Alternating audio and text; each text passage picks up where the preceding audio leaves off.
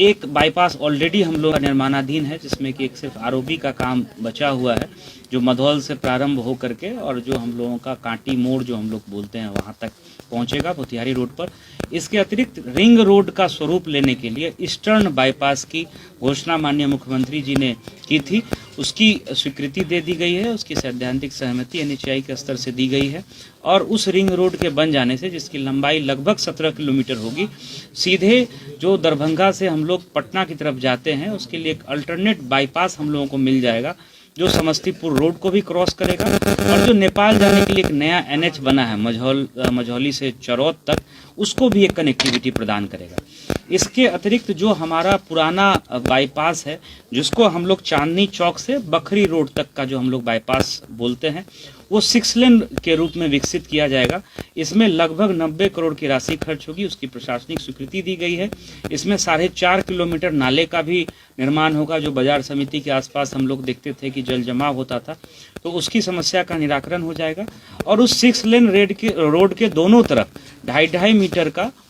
कुल 5 मीटर की चौड़ाई में दोनों तरफ जो है हम लोग फुटपाथ के रूप में डेवलप करेंगे, जहां वेंडर्स को वेंडिंग के लिए अलाउ किया जाएगा। तो ये एक बड़ी स्कीम है। इसके अलावा जो 2 महत्वपूर्ण आरओबी है, जिसकी माननीय मुख्यमंत्री जी ने घोषणा की थी, गोबरसही और रामदयालु नगर पर, दोनों आरओबी की प्रशासनिक स्वीकृति मिल गई है। एक की लागत 248 करोड़ है और दूसरी आरओबी जो गोबरसही में बनेगी उसकी लागत 167 करोड़ है। सभा से मरीचा तक जो 2 महत्वपूर्ण एनएच को जोड़ता है, आरडब्ल्यूडी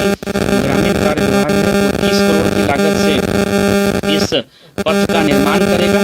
इसके अलावा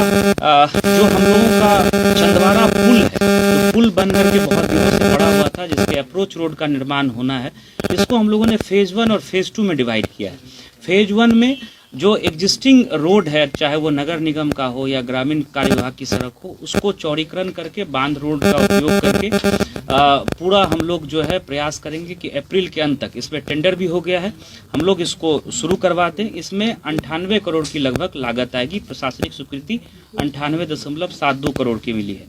फेज 2 हम लोगों ने डेवलप किया है। इस पुल की बेहतर उपयोगिता तब हो पाएगी जब इसको हम लोग जो 4 लेन रोड है हमारा दरभंगा का, उसमें हम लोग कनेक्ट कर दें। तो फेज 2 का लैंड एक्विजिशन के साथ हम लोगों ने प्रस्ताव तैयार किया था, 120 करोड़ का ये प्रस्ताव था, इसकी भी प्रशासनिक स्वीकृति मिल गई है। तो 218 करोड़ की लागत से जो चंदवारा पुल है उसकी पूरी कनेक्टिविटी फेज 1 और फेज 2 में, और जैसा मैंने आपको बताया फेज 1 की पे जो है वाहनों का परिचालन हम लोग अप्रैल महीने के अंत तक प्रारंभ कर देंगे।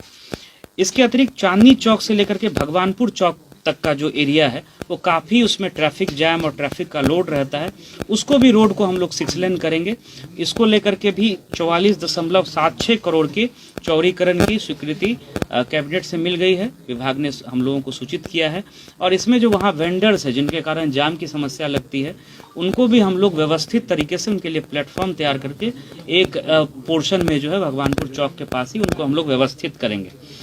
एक आप लोग जान रहे हैं कि एक दुर्घटना हुई थी गायघाट प्रखंड के भटगामा से मधुरपट्टी घाट के बीच में, वहां एक पुल बनना है 24.28 करोड़ की लागत से, उसकी भी जो है प्रशासनिक स्वीकृति मिल गई है। 16 करोड़ की लागत से औराई प्रखंड में 3 पुलों का निर्माण होना है, जो ग्रामीण कार्य विभाग करेगा, उसकी प्रशासनिक स्वीकृति मिली है।